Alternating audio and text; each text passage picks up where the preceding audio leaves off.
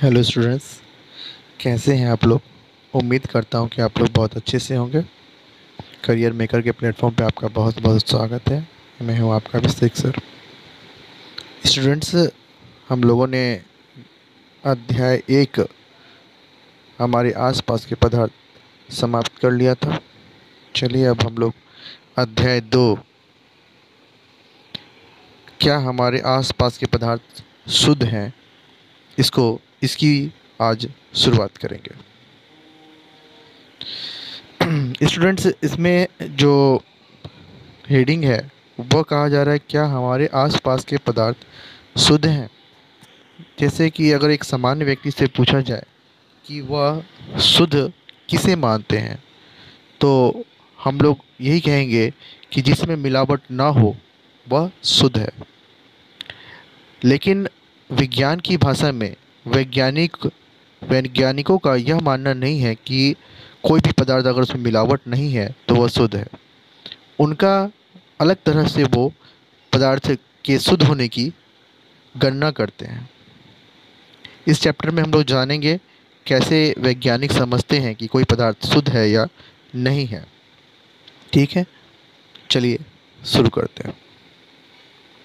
हम कैसे जान सकते हैं कि बाजार से खरीदा हुआ दूध, घी, मक्खन, नमक, मसाला, मिनरल जल या जूस शुद्ध है? क्या आपने कभी इन खाने वाले पदार्थों के डिब्बों के ऊपर लिखे शुद्ध शब्द पर ध्यान दिया है?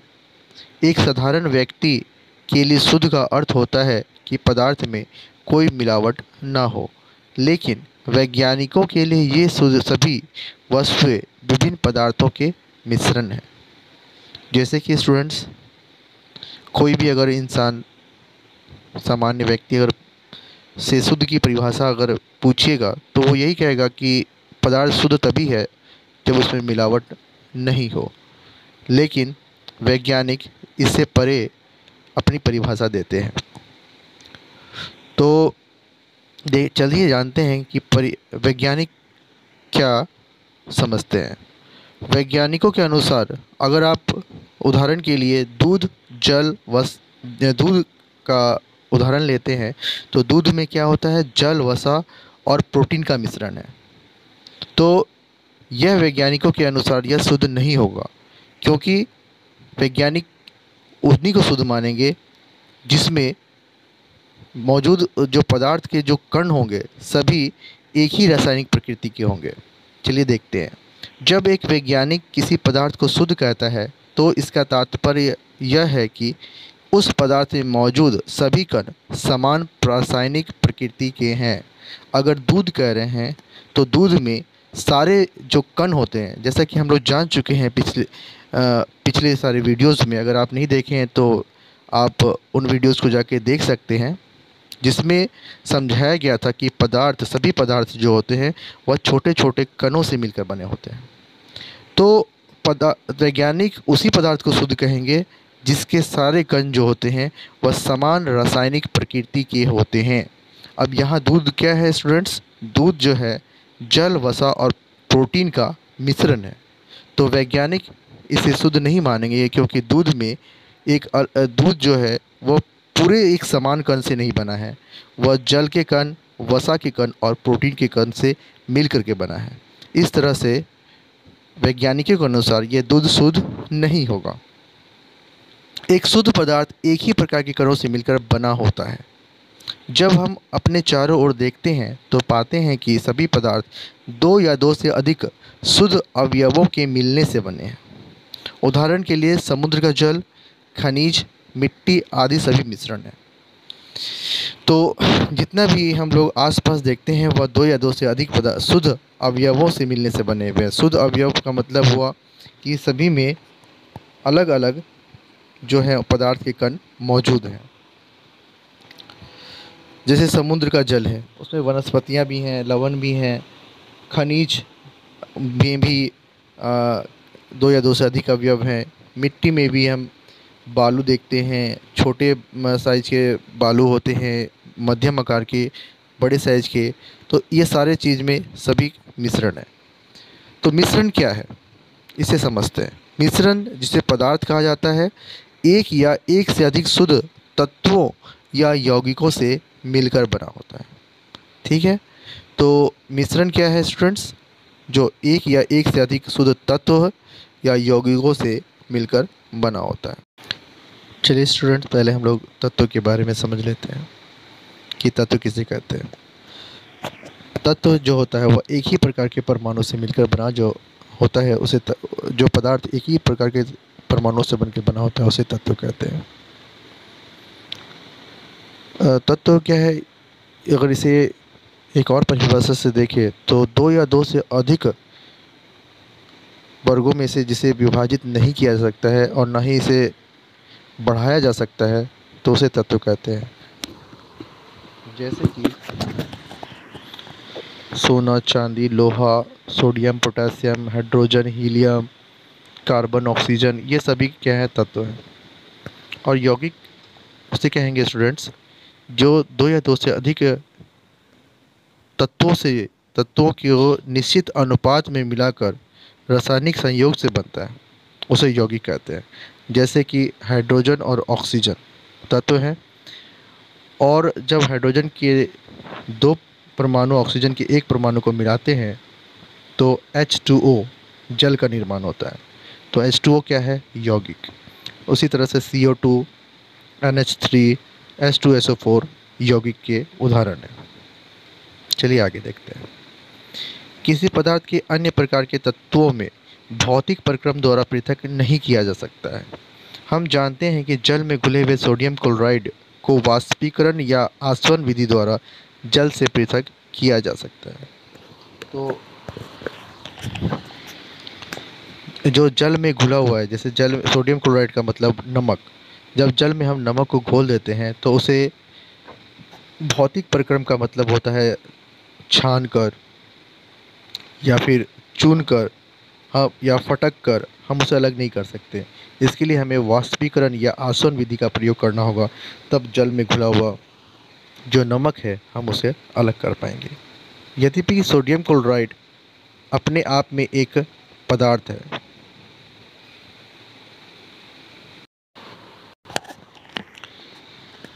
सोडियम क्लोराइड जल में घुले हुए सोडियम क्लोराइड को वाष्पीकरण या आसवन विधि द्वारा जल से पृथक किया जा सकता है। यद्यपि सोडियम क्लोराइड अपने आप में एक पदार्थ है और इसे भौतिक विधि के द्वारा इसके रासायनिक अवयवों में पृथक नहीं किया जा सकता है। हम भौतिक विधि का प्रयोग करके, जैसे छानना, फटकना, चूनना, इस विधि का प्रयोग करके हम सोडियम क्लोराइड से इसके जो है रासायनिक अवयवों को अलग नहीं कर सकते। जैसे कि सोडियम क्लोराइड में कौन कौन से रासायनिक अवयव हैं?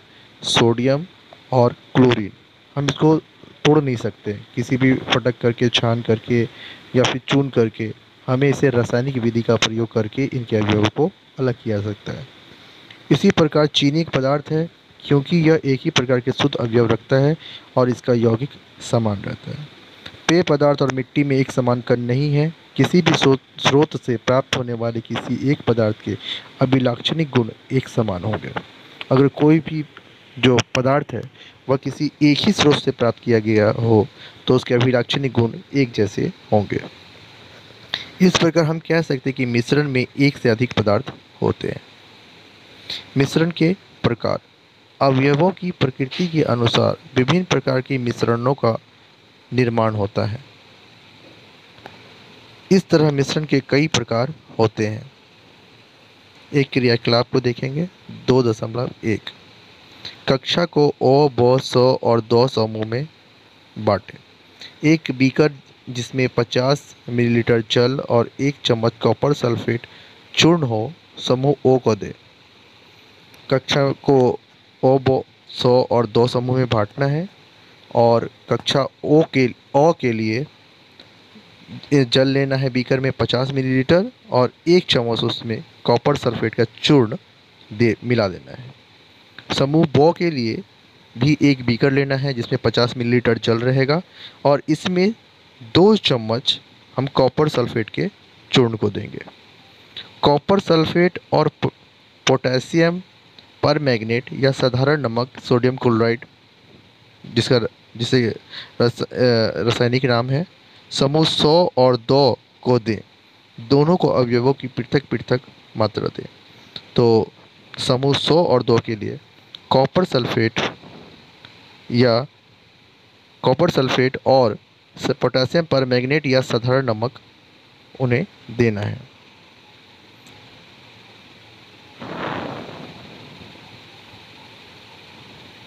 अब पृथक पृथक समूह के उन अवयवों को मिलाकर मिश्रण तैयार करें।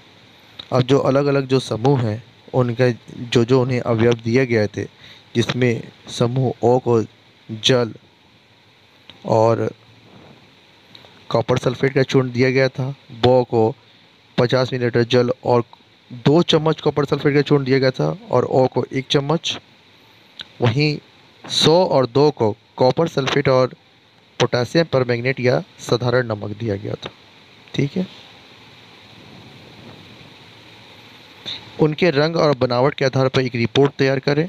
समूह ओ और बो के मिश्रण का को एक मिश्रण प्राप्त होता है जिसकी बनावट समान होती है। अब देखेंगे स्टूडेंट, समूह ओ और बो को क्या दिया गया था। 50 बीकर में 50 मिलीलीटर जल, और समूह ओ को दिया गया था 1 चम्मच कॉपर सल्फेट का चूर्ण।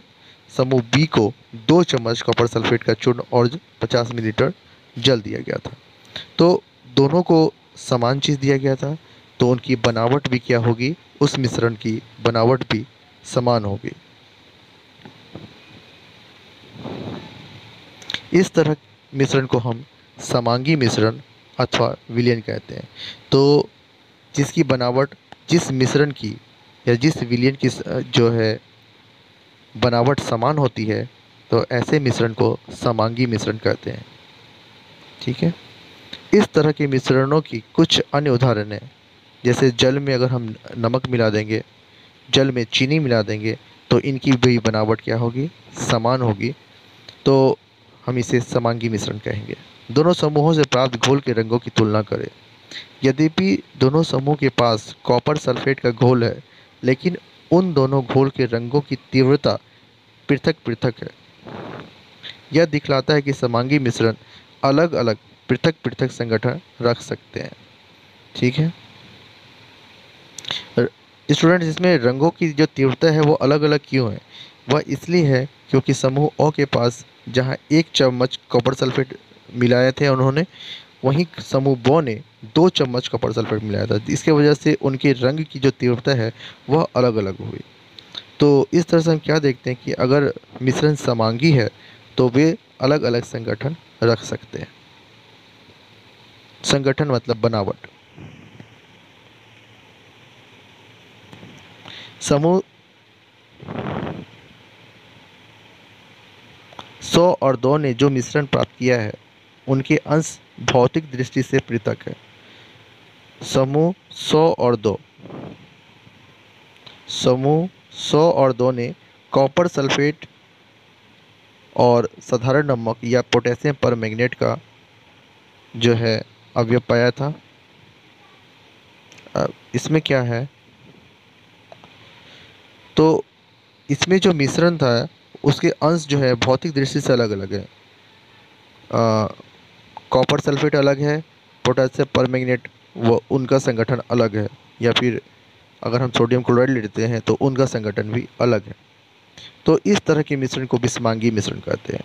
समांगी मिश्रण उसे कहेंगे जिनकी बनावट समान होगी, और विषमांगी मिश्रण उसे कहेंगे जिनकी बनावट समान नहीं होगी, अलग अलग उनकी बनावट होगी, उसमें संगठन अलग अलग होगा, उसे विषमांगी मिश्रण कहेंगे। सोडियम क्लोराइड और लोहे की छीलन, जैसे सोडियम क्लोराइड नमक ले लेते हैं और लोहे की छीलन ले लेते हैं तो दोनों की बनावट अलग अलग है। नमक के साथ अगर सल्फर को लेते हैं तो दोनों की बनावट अलग है। जल और तेल को मिलाते हैं तो ये सभी विषमांगी मिश्रण के उदाहरण हैं। और चीनी और बालू का भी मिश्रण जो है वो विषमांगी मिश्रण कहलाता है। और विषमांगी मिश्रण को इस तरह से भी समझ सकते हैं स्टूडेंट्स, जैसे कि अगर हम जल में बालू डालते हैं तो क्या होता है कि बालू वह कुछ देर के बाद तल पे बैठ जाता है, जो कि हम उसको साफ साफ देख सकते हैं। तो इस ऐसे मिश्रण को भी हम विषमांगी मिश्रण कहेंगे, जिसमें दो जो हैं अवयव अलग अलग दिखाई पड़ते हैं। और समांगी मिश्रण में जो है, जैसे कि जल में नमक पूरी तरीके से घुल जाता है, तो हम उसे अलग अलग नहीं देख पाते, एक समान हो जाता है, तो उसे समांगी मिश्रण कहते हैं। ऐसे मिश्रण को समांगी मिश्रण कहेंगे। क्रियाकलाप 2.2 समझते हैं। आइए पुनः कक्षा को 4 समूहों अ, ब, स और द में बांटें। प्रत्येक समूह को नीचे दिए हुए नमूनों में से एक दें। समूह ओ को कॉपर सल्फेट की कुछ क्रिस्टल दें। समूह बो को 1 चम्मच कॉपर सल्फेट दें। हाँ, एक मिनट।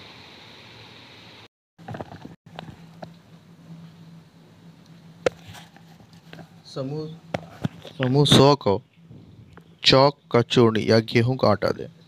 समूह 2 छात्रों को कांच की छड़ की सहायता से नमूनों को जल में मिलाने को कहें। क्या कण जल में दिखाई देते हैं?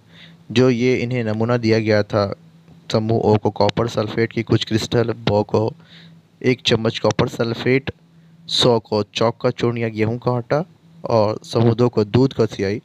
अब इन्हें छड़ की सहायता से आपको जल में मिलाना है और देखना है कि क्या इसमें कण जल में दिखाई देते हैं। टॉर्च की सहायता से हम उस पर प्रकाश डालेंगे बीकर में और देखेंगे क्या प्रकाश का मार्ग बीकर के अंदर दिखाई पड़ता है। अब मिश्रण को कुछ समय तक शांत छोड़ देंगे। इस बीच मिश्रण छानने वाले उपकरण को तैयार कर लें। क्या मिश्रण स्थिर है या कुछ समय के बाद कण नीचे बैठना शुरू करते हैं। जब मिश्रण को अब शांत छोड़ देंगे तो क्या उसमें जो मिलाए हुए कण हैं वह कुछ देर के बाद नीचे तल पर बैठना शुरू कर देते हैं। ये सब हम लोग देखेंगे। फिर मिश्रण को छान लेंगे। क्या छानक पत्र में कुछ शेष बचा है? जो छानने का जो पत्र है, ये देख पा रहे होंगे, ये छानक पत्र है। ये छानक पत्र है जिसकी सहायता से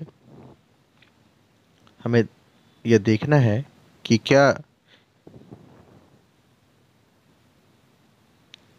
छानक पत्र पे कुछ शेष बचता है या सारा जो द्रव है वह छन जाता है। कक्षा में परिणामों पर चर्चा कर इस क्रिया पर एक मत बनाने का प्रयत्न करें। समूह ओ और बो एक विलयन पाते हैं। समूह 100 एक निलंबन पाता है। समूह 2 एक कोलाइड विलयन पाता है। क्योंकि समूह ओ और बो में क्या था? Copper sulphate. दोनों को कॉपर सल्फेट दिया गया था, इसलिए वह क्या पाया? विलयन। क्योंकि विलयन क्या है? एक समांगी मिश्रण है और हम लोग जान गए स्टूडेंट, समांगी मिश्रण उसे कहेंगे जिनकी बनावट एक जैसी होती है। तो समूह ओ और बो विलयन पाते हैं। समूह 100 एक निलंबन पाता है। समूह 100 में क्या दिया गया था? चौक का चूर्ण या गेहूं का आटा। तो निलंबन क्या होता है, इसे परिभाषा को आगे समझेंगे। अभी मैं आपको बता देता हूँ कि जब हम लोग द्रव में किसी कण को मिलाते हैं और वह तली में बैठने लगता है तो इसे निलंबन कहा जाता है। ठीक है, वह उसमें घुलता नहीं है। जैसे कि जल में नमक घुल जाएगा, लेकिन अगर उसमें बालू मिलाएंगे तो वह घुलेगा नहीं। तो इसे ऐसी स्थिति को निलंबन कहा जाता है। तो समूह 100 क्योंकि चौक और गेहूं का आटा लिया था, कुछ समय के बाद वह तली में बैठना शुरू हो जाएगा। और समूह 2 एक कोलाइड विलयन है क्योंकि इसमें क्या दिया गया था? दूध या सियाई की कुछ बूंद दी गई थी, जिसे हम इसलिए यह विलयन कोलाइड विलयन है। कोलाइड विलयन के बारे में भी हम लोग आगे समझेंगे। तो यह निस्यंदन मतलब छानने की प्रक्रिया है जिसे छान करके देखा जा रहा है। अब हम विलयनों, निलंबनों और कोलाइड विलयनों के बारे में पढ़ेंगे। चलिए समझते हैं विलयन क्या है। विलयन जो है दो या दो से अधिक पदार्थों का समांगी मिश्रण है। जैसे कि अभी तुरंत हम लोगों ने चर्चा किया था कि विलयन क्या है, वह एक समांगी मिश्रण होता है। माफ करेंगे, विलयन जो है दो या दो से अधिक पदार्थों का समांगी मिश्रण है। समांगी मिश्रण भी हम लोग समझते हैं स्टूडेंट्स। समांगी मिश्रण हम वैसे मिश्रण को कहते हैं जिनकी बनावट क्या होती, जिनकी बनावट एक समान होती है। अगर इस मिश्रण में जैसे कि जल में अगर हम नमक मिला देते हैं तो वो बिल्कुल एक दूसरे में मिल जाते हैं, हमें दिखाई नहीं पड़ते, तो ऐसे मिश्रण क्या कहलाता है? समांगी मिश्रण। आप प्रतिदिन बहुत प्रकार के विलयनों को देखते होंगे। नींबू जल, सोडा जल आदि विलयन के उदाहरण हैं। प्रायः हम एक विलयन को ऐसे तरल पदार्थ के रूप में विचार करते हैं जिसमें ठोस द्रव या गैस मिले हों। लेकिन प्रकृति में ठोस विलयन मिश्र धातु और गैसीय विलयन वायु भी होते हैं। एक विलयन के कणों में समांगिकता होती है। उदाहरण के लिए नींबू जल का स्वाद सदैव समान रहता है। यह दर्शाता है कि विलयन में चीनी और नमक के कण समान रूप से वितरित होते हैं।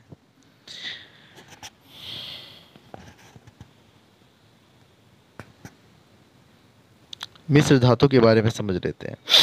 ये धातुओं के समांगी मिश्रण होते हैं जिन्हें भौतिक क्रिया द्वारा अवयवों में पृथक नहीं किया जा सकता है, लेकिन फिर भी मिश्र धातुओं को मिश्रण माना जाता है क्योंकि ये अपने घटकों के गुणों को दर्शाते हैं और पृथक पृथक संगठन रखते हैं।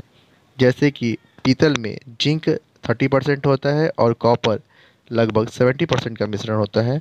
इन दोनों का जो मिश्रण होता है वह अलग अलग संगठन लिए हुए होता है और उसको वो दिखाता है, इसलिए जो है इन्हें मिश्र धातु कहा जाता है।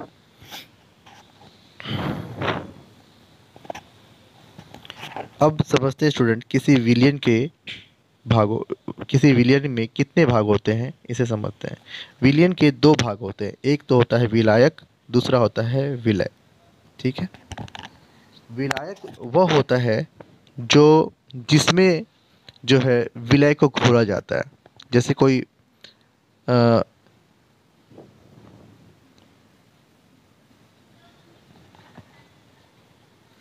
जिसमें एक की मात्रा दूसरे से अधिक होती है। जैसे कि अगर जल है, जल में नमक को घोल रहे हैं, तो ये जो जल है वह विलायक है। और जो नमक उसमें घोला गया, इसकी मात्रा क्या होती है, कम होती है, उसे विलय कहते हैं। तो नमक की मात्रा कम है, तो एक जल और नमक के घोल में जो जल है उसकी मात्रा अधिक है, उसे विलायक कहते हैं। और जिसकी मात्रा कम है, जो नमक है, उसे विलय कहते हैं। तो समझते हैं इसे। किसी विलयन की को दो भागों विलायक और विलय में बांटा जाता है। विलयन का वह घटक जिनकी मात्रा दूसरे से अधिक होती है, जो दूसरे घटक को विलयन में मिलाता है, उसे विलायक कहते हैं। जैसे कि जल जो है वह नमक को अपने में मिला लेता है, उसे विलायक कहते हैं। विलयन का वह घटक प्रायः कम मात्रा में होता है जो कि विलायक में घुला होता है। जो विलायक में घुला रहेगा वह होता है विलय, उसे विलय कहते हैं। और जो जो है वह विलयन में जो उसे मिलाता है, दूसरे घटक को उसमें मिलाता है, उसे विलय कहते हैं।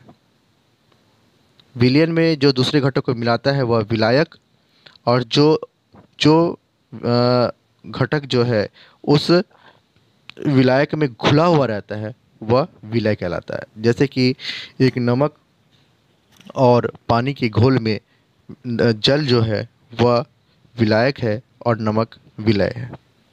उदाहरण के लिए चीनी और जल का विलयन एक तरल घोल में ठोस का उदाहरण है। यह इसमें चीनी विलय है और जल विलायक है। आयोडीन और अल्कोहल का विलयन, जिसे टिंचर आयोडीन के नाम से जाना जाता है, इसमें आयोडीन विलय है और अल्कोहल विलायक है। वात युक्त पेय जैसे सोडा जल, कोक इत्यादि तरल विलयन में गैस के रूप में है। इसमें कार्बन डाइऑक्साइड गैस विलय है और जल विलायक है। वायु गैस में गैस का विलयन है। वायु गैस जो होती है उस वह गैसों का विलयन है। अभी तक हम लोगों ने देखा कि द्रव का, ठोस का, तो अभी ये जो वायु गैस है वह गैसों का विलयन है। यह मुख्यतः दो घटक ऑक्सीजन और नाइट्रोजन का समांगी मिश्रण है। ठीक है। क्योंकि नाइट्रोजन जो है इसमें 78% होता है, ज़्यादा मात्रा में होता है, तो इसे विलायक कहा जाता है। वायु का विलायक नाइट्रोजन को वायु का विलायक कहा जाता है। वायु में दूसरी गैसें जो होती है वह बहुत ही कम मात्रा में उपलब्ध होती हैं, इसलिए नाइट्रोजन विलायक है और बाकी सब जो है विलय। तो विलयन के गुण के बारे में देखते हैं। विलयन जो है एक समांगी मिश्रण है। विलयन के कण जो होते हैं व्यास में 1 नैनोमीटर 10⁻⁹ मीटर से भी छोटे होते हैं, इसलिए हम इन्हें आंखों से नहीं देख सकते हैं। अपने छोटे आकार के कारण जो विलयन के कण गुजर रही प्रकाश की किरण को फैलाते नहीं हैं, इसलिए विलयन में प्रकाश का मार्ग दिखाई नहीं देता है। ठीक है। जैसा कि हम लोग क्रियाकलाप में समझे थे कि हमें टॉर्च का प्रकाश बीकर में देना था, तो हम उसमें से देखना था कि यह प्रकाश का मार्ग दिखाई देता है कि नहीं देता है। तो विलयन अगर है तो उसमें प्रकाश का मार्ग दिखाई नहीं देगा, क्योंकि इसके कण जो होते हैं वह बहुत ही छोटे होते हैं। छानने की विधि के द्वारा विलय के कणों को विलयन से पृथक नहीं किया जा सकता है। विलयन को अगर हम शांत छोड़ देंगे तो विलय के कण नीचे नहीं बैठते, क्योंकि कण बहुत ही ज़्यादा छोटे होते हैं। ठीक है, 1 नैनोमीटर यानी 10⁻⁻⁹ मीटर से भी छोटे होते हैं, इसलिए कण नीचे नहीं बैठता है, अर्थात विलयन जो होता है वह अस्थायी होता है।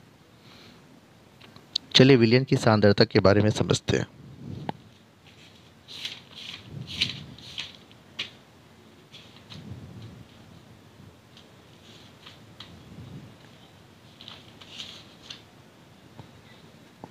क्रियाकलाप 2.2 में हमने देखा कि समूह ओ और समूह ब के पास एक ही पदार्थ के विभिन्न आभाओं के रंगों के विलयन है।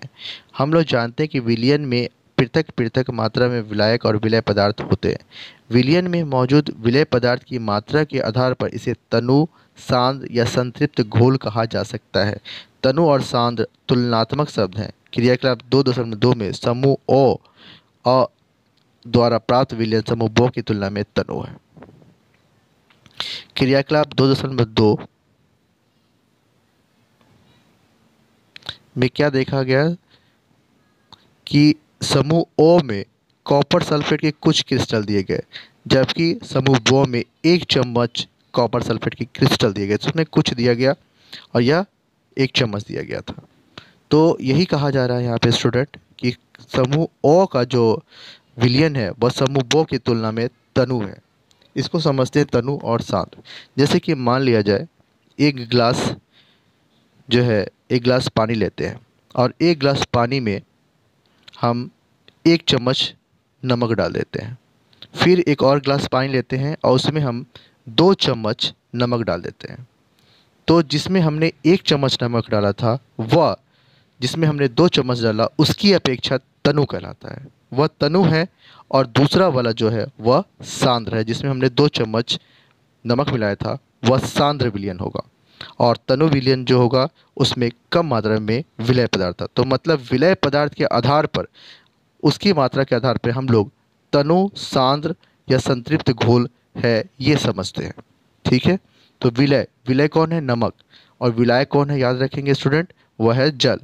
तो विलय पदार्थ की मात्रा के आधार पर हम कितनी मात्रा दे रहे हैं, 1 चम्मच दिए और इसमें हमने दिया था 2 चम्मच, तो 1 चम्मच वाला जो है वह 2 चम्मच वाले विलयन की अपेक्षा तनु कहलाएगा, और 2 चम्मच वाला वह 1 चम्मच वाले नमक की अपेक्षा जो विलयन है वह उसकी अपेक्षा सांद्र कहलाएगा।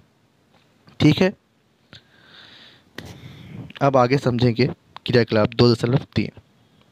2 पृथक पृथक बीकरों में 50 मिलीलीटर जल लें। अलग अलग बीकर में हमें 50 मिलीलीटर जल लेना है। एक बीकर में नमक और दूसरे में चीनी अथवा बेरियम क्लोराइड मिलाकर अच्छी तरह से मिला दें।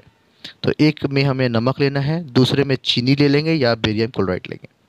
जब विलय पदार्थ और अधिक न घुले तब 5 डिग्री सेल्सियस ताप बढ़ाने के लिए बीकर को गर्म करें। ठीक है, अब उसमें क्या लेना है, हमें 50 मिलीलीटर जल है, उसमें एक में नमक लेना है, दूसरे में चीनी लेना है और उसमें हमें उसे मिलाना है। तब जब विलय पदार्थ और अधिक न घुलने लगे तब उसे 5 डिग्री सेल्सियस ताप को बढ़ा करके बीकर को गर्म करना है। विलय पदार्थ को पुनः मिलाना शुरू करें। क्या किसी दिए गए ताप पर चीनी, नमक अथवा बेरियम क्लोराइड की जल में घोली गई मात्राएं बराबर हैं? तो पूछा जा रहा है कि अगर कोई ताप है जिस पर चीनी, नमक और बेरियम क्लोराइड जो मिलाया गया है जल में, क्या सभी की मात्राएं बराबर थी? ठीक है, तो किसी निश्चित तापमान पर उतना ही विलय पदार्थ घुल सकता है जितनी की विलयन की क्षमता होती है। जैसे कि स्टूडेंट अभी हमने देखा कि एक गिलास पानी में हमने 1 चम्मच नमक दिया था, तो नमक क्या है? विलय है और जल है विलायक।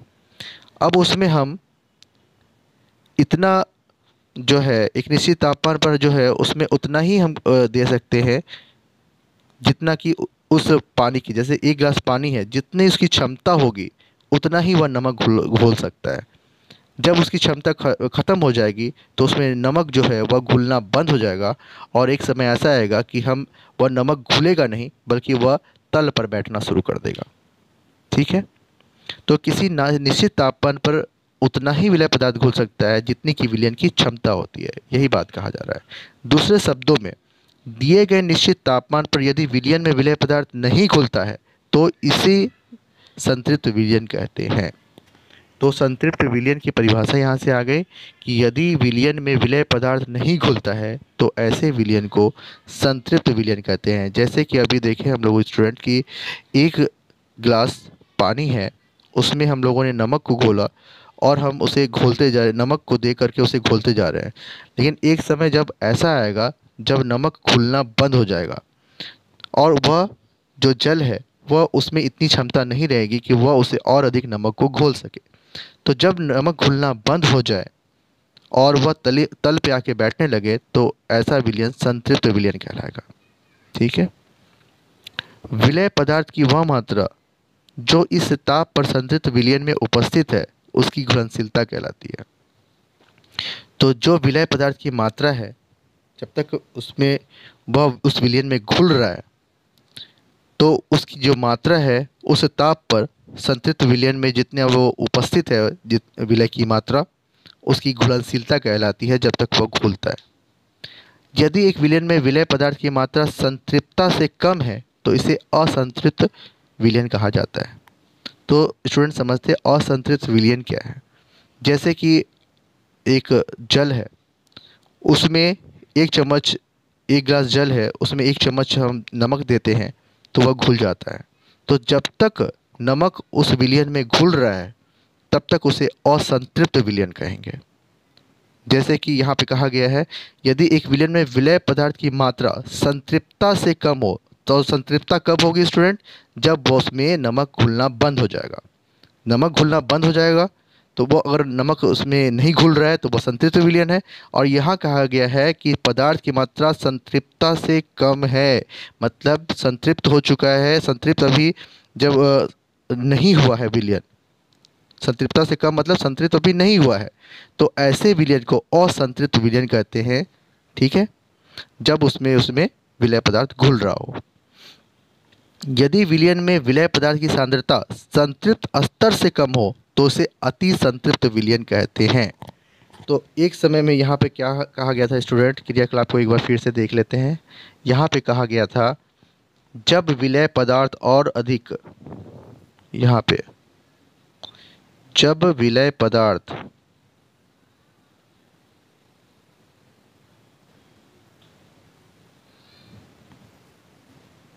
जब विलय पदार्थ और अधिक न घुले तब 5 डिग्री सेल्सियस ताप बढ़ाने के लिए बीकर को गर्म करें।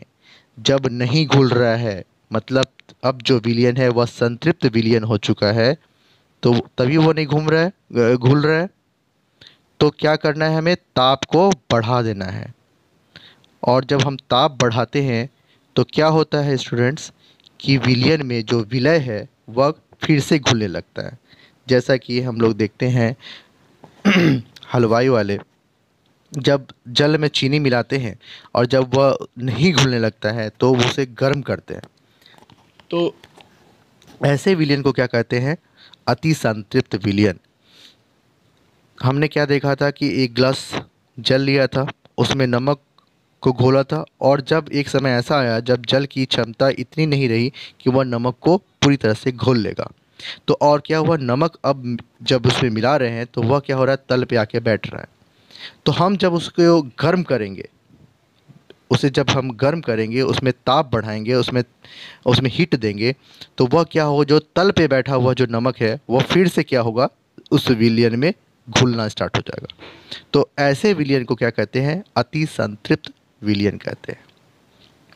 तो यही कहा जा रहा है स्टूडेंट कि यदि विलयन में विलय पदार्थ की सांद्रता संतृप्त स्तर से कम हो, मतलब संतृप्त कब होगा, जब उसमें नमक घुलना बंद हो जाता है, उससे कम हो पदार्थ की सांद्रता तो उससे क्या कहते हैं, अति संतृप्त विलयन कहते हैं। संतृप्त स्तर से कम हो तब वो अब उसमें अब घुल नहीं रहा है, वहाँ पर जाकर के तली में बैठ रहा है, तो उसको क्या कहते हैं, और उसको गर्म करना पड़े तो उसको कहेंगे अति संतृप्त विलयन। ठीक है।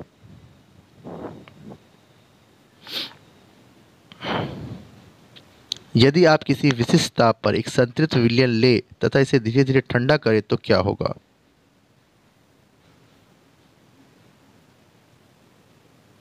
उपरोक्त किए गए क्रियाकलाप से हम कह सकते हैं कि दिए हुए एक निश्चित तापमान पर पृथक पृथक पदार्थों का विलयन की क्षमता भिन्न भिन्न होती है।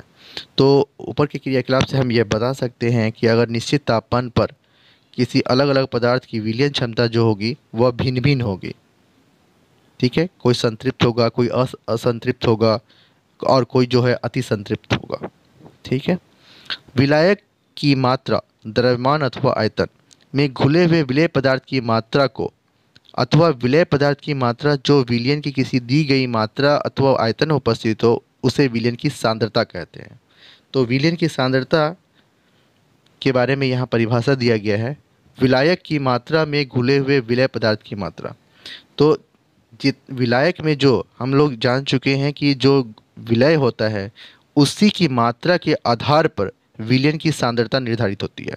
तो यहाँ पे दिया गया है कि विलय की मात्रा में घुले हुए विलय पदार्थ की मात्रा को, तो विलय पदार्थ की मात्रा जो है जितनी मात्रा जो विलायक में घुली होगी वही उसकी सांद्रता होगी।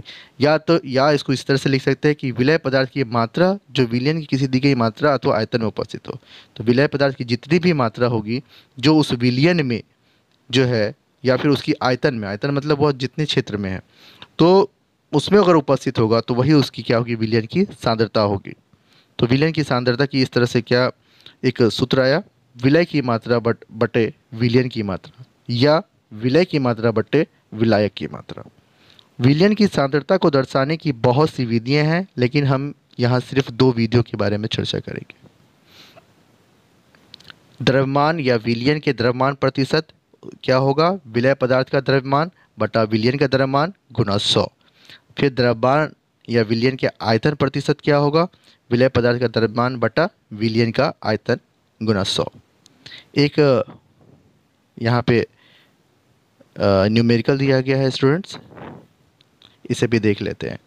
एक विलयन के 320 ग्राम विलायक जल में 40 ग्राम साधारण नमक विलय है, विलयन की सांद्रता का परिकलन करें। तो क्या दिया गया है कि एक विलयन है जिसमें 320 ग्राम विलायक है, जो जल है, जल विलायक है वो 320 ग्राम है और 40 ग्राम जो है इसमें साधारण नमक विलय के रूप में है। तो विलयन की सांद्रता कैसे हम लोग निकालेंगे? तो सबसे पहले क्या करेंगे, हम लोग देख लेते हैं कि विलय पदार्थ इसमें कितना है, 40 ग्राम। विलय पदार्थ का द्रव्यमान 40 ग्राम है, विलायक जल का द्रव्यमान कितना है, 320 ग्राम है। तो कुल विलयन कितना हो जाएगा, विलयन कुल पूरा पूरा कितना हो जाएगा, विलयन का द्रव्यमान कितना हो जाएगा, विलय पदार्थ जोड़ विलायक का द्रव्यमान, विलय पदार्थ का द्रव्यमान जोड़ विलायक का द्रव्यमान। तो विलयन टोटल विलयन कितना होगा, जितना विलायक और विलय होगा उसमें मिला हुआ वह कुल जो होता है विलायक और विलय मिलाकर के विलयन बनता है। तो पहले हम लोग विलयन का द्रव्यमान निकाल लेंगे, जो होगा विलय पदार्थ का द्रव्यमान जोड़ विलायक का द्रव्यमान। विलय पदार्थ कितना था, 40 ग्राम और विलायक का द्रव्यमान कितना है, 320 ग्राम, कुल मिला के 360 ग्राम हो गया। अब हम लोग इस सूत्र के आधार पर हम लोग यहाँ इसका द्रव्यमान प्रतिशत निकाल लेंगे। तो विलयन का द्रव्यमान प्रतिशत का सूत्र क्या है, विलय पदार्थ का द्रव्यमान बटा विलयन का द्रव्यमान गुना 100। विलय पदार्थ का द्रव्यमान कितना है, विलय पदार्थ का द्रव्यमान यहाँ पर है, विलय पदार्थ का द्रव्यमान है यहाँ पे 40 ग्राम। तो यहाँ पे हम लिख लेंगे 40 और हम लोगों ने क्या इसका विलयन का द्रव्यमान कितना निकाला था, 360 ग्राम। विलयन का द्रव्यमान हम लोगों ने निकाला है 360 ग्राम। और इसको हम यहाँ रख देंगे और जब इसे 100 से गुना करेंगे तो यह 11.1% आ जाएगा। इस तरह से स्टूडेंट्स आज का वीडियो हम लोग यहीं पे समाप्त करते हैं। उम्मीद है आपको आज का वीडियो बहुत ही पसंद आया होगा। अगर वीडियो पसंद आए तो प्लीज़ इसे लाइक करें, दोस्तों में शेयर करें, चैनल को सब्सक्राइब करें और बेल आइकन को ज़रूर प्रेस करें ताकि हमारी आने वाली वीडियोस आप तक पहुंच सकें। तो आज का वीडियो यहीं समाप्त करते हैं। अगले वीडियो में हम लोग निलंबन के बारे में समझेंगे। ठीक है स्टूडेंट्स, थैंक यू, जय हिंद।